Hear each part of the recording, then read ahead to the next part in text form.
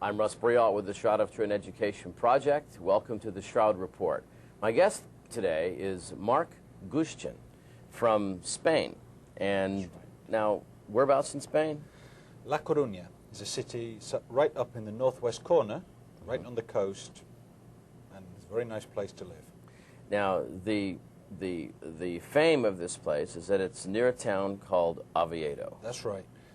And Oviedo is a place where, for a long time now, there's been a cloth there known as the Sudarium of the Lord, okay, which has never really been taken into account up till 10 years ago.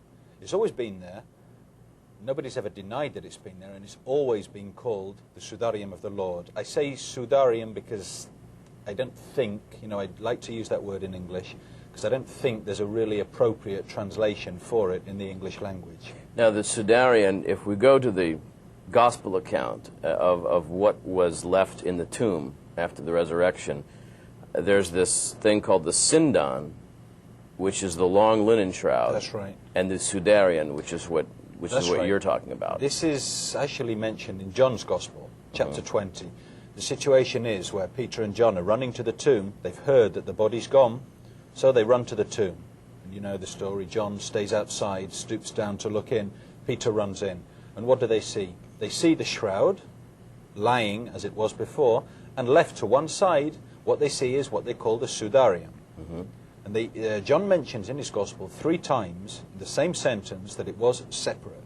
It wasn't with the shroud, it was lying apart, and it was lying to one side. Now this is the cloth that we think is the Oviedo cloth. Now I've heard this described, at least here in the States, as the face cloth of Oviedo. Well, yeah, that's what it has been called. It has received various names over the centuries, but, well, in Latin at least, it's always been called Sudarium Domini, the Sudarium of the Lord. Why not face cloth? Because there's no one word in English that will express to us everything that the word Sudarium meant to a first century person living in the Roman Empire. A face cloth, we would associate that with washing. Right. Some translations it's called a napkin. Now, a napkin for me is something that we use when we're having lunch or dinner.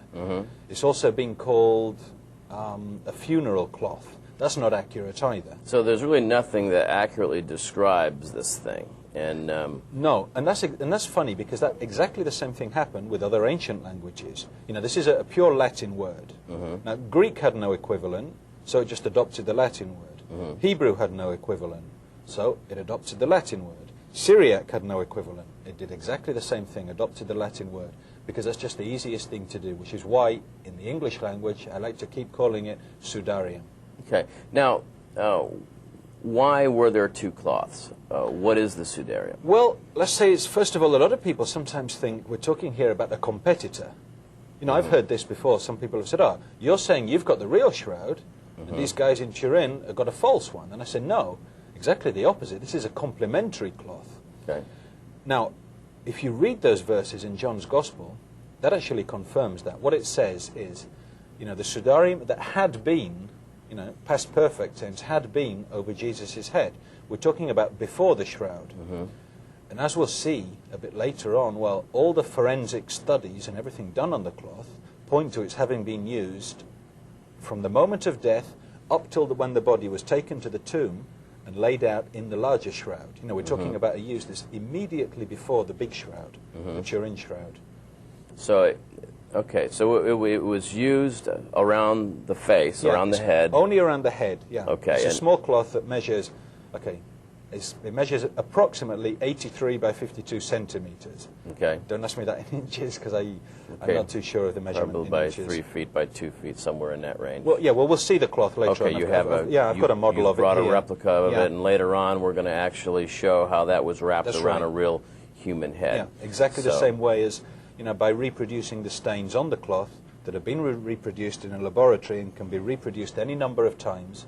It's a scientific thing. And that's the key, that it is this cloth, and it is covered with stains. Yeah, it's covered with stains that look like blood, but when you actually analyze them, the main stains is 1 part blood and 6 parts what we call is liquid from a pulmonary edema, which all sounds very nice. What it is when you die asphyxiated, which is the most probable cause of death when you're crucified, all of this liquid, the edema liquid, collects in your lungs. And quite logically, whenever it can, it's going to come out through the nose and the mouth, especially through the nose. They're the main central stains that are on this cloth. Well, I tell you, it sounds fascinating and gruesome at the same time. It is. It is quite gruesome. Right. Yeah. Well, but it's something that to get to the bottom of the mystery of the shroud, this cloth may hold some clues for us. And well, we're going to be right back in just a minute with the Shroud Report and find out a little bit more about this Oviedo cloth.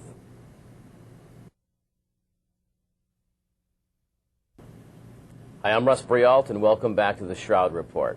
My guest is Mark Guscin from Spain. Now, wait a minute.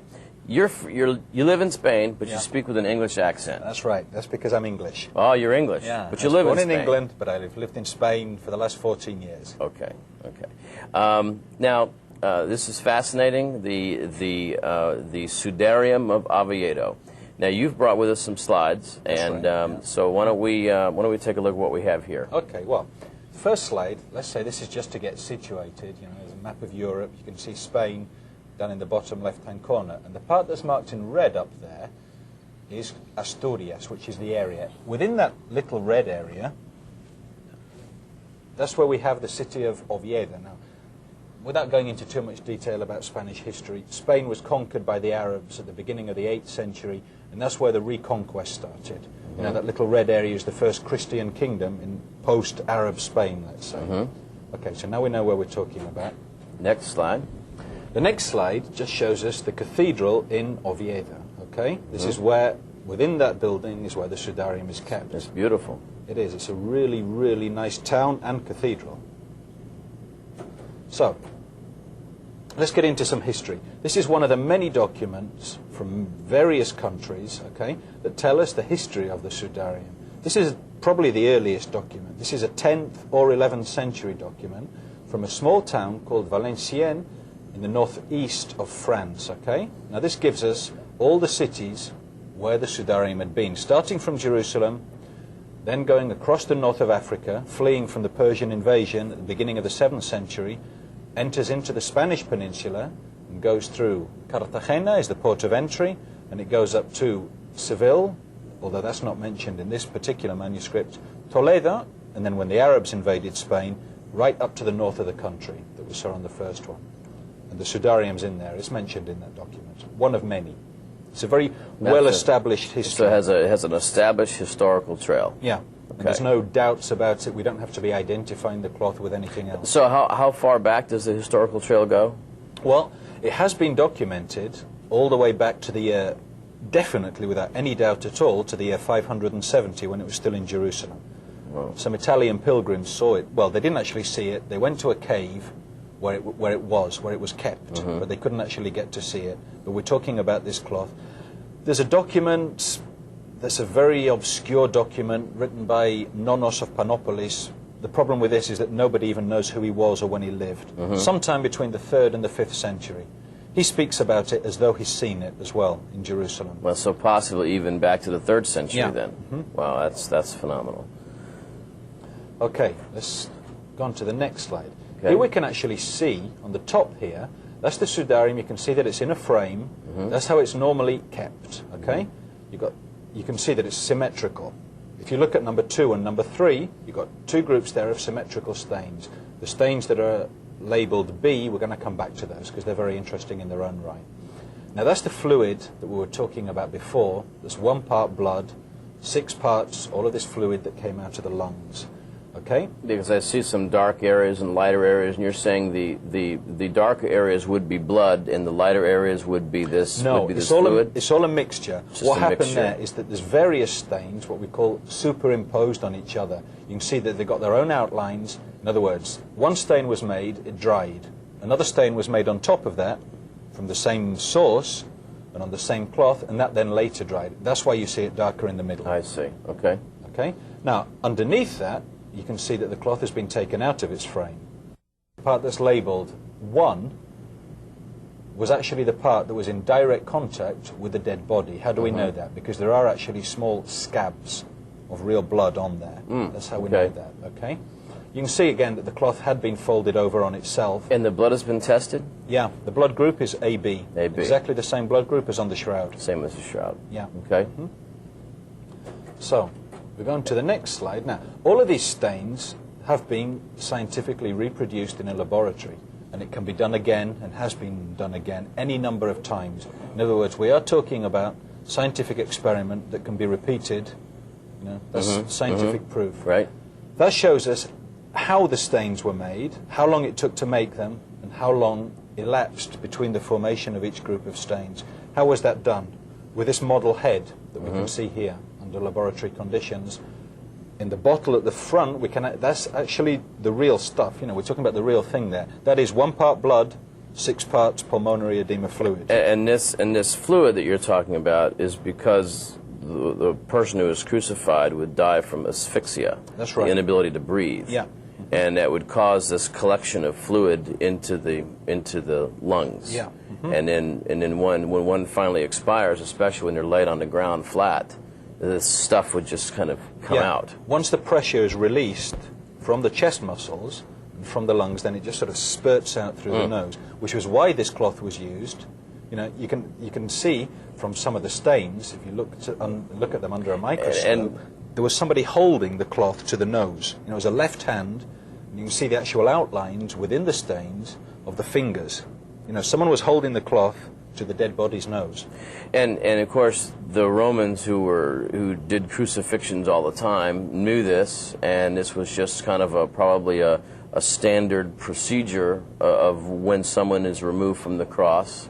Or when they're still on the cross. Or when they're We're still going to see on. in a minute Okay. that, you know, it was first applied while the body was still on the cross. Okay. And You know, but we're talking here, maybe not like we sometimes see in traditional art, of a very, very elevated, high-up cross, in which case someone would have needed some kind of ladder to get up to put this on. But you think just to be crucified, you really only need, you can be any distance off the ground. You could be as long as you're off the ground, you could be 6 inches off the ground. In which case, this cloth, you know, it could have been put round the head while the body was still on the cross by somebody just standing on the ground. Right. On tiptoe, okay? Okay. Now, what all these experiments have shown us, let's begin here. Okay. You can see there the stains. If we look at the left part of that slide, you can see the stains highlighted on that. Now, those correspond to the nose, the mouth, and the beard, okay, down at the bottom. Okay. Now, the only way that it was possible to reproduce those stains was with the head, well, let's say with the head, but this means the whole body, in a vertical position. The head was tilted 70 degrees forward, 20 degrees to the right, perfectly compatible with the crucifixion position. Right.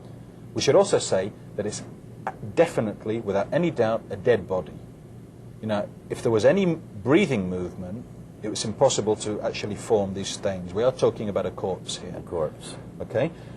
Now, this means that the Oviedo cloth was first wrapped around the head while the body was still on the cross. And it was left in that position to form those stains for some time between 45 minutes and an hour. Okay. Now, Okay. why? How did? That's how long it took, because at this moment... Using